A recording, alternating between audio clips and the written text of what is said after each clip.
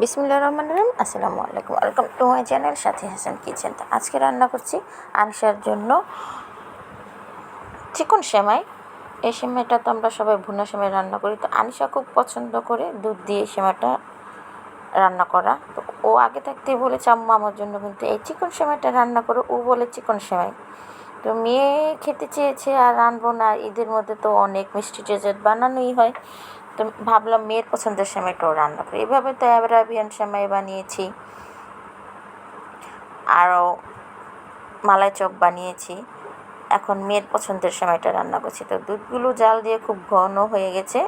এখানে 1 কেজি দুধ নিয়েছি, তো শুকিয়ে হাফ কেজির মতন হয়ে গেছে। আর দিয়ে দিলাম কনডেন্স মিল্ক।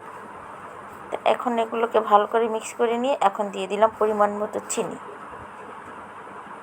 তো ভালো করে মিক্স করে নিচ্ছি, আর সাথে দিয়ে দিব কিশমিশ। তো আমরা গরম মশলাটা কম ব্যবহার করি, ঘরের সবাই তত একটা পছন্দ করে না, সে কারণে গরম মশলাটা কম দিই মিষ্টি জাতীয় খাবারে।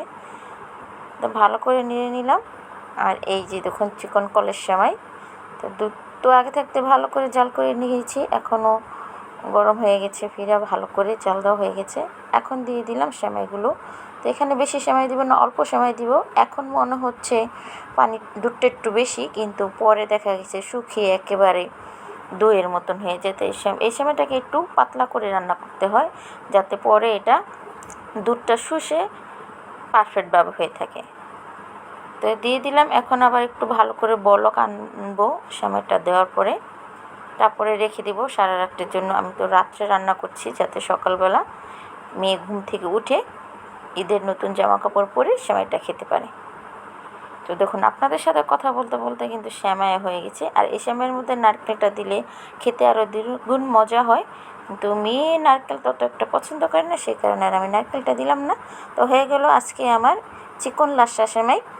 তো ভিডিওটা কেমন হলো অবশ্যই কমেন্ট বক্সে কমেন্ট করে জানাবেন। আর ভিডিওটি ভালো লাগলে একটি লাইক দিতে ভুলবেন না। Subscribe my channel. আপনাদের সকলকে ঈদ মুবারক। দেখা হবে আগামীকাল। আজকের জন্য এখান থেকে বিদায় নিচ্ছি। আল্লাহ হাফেজ।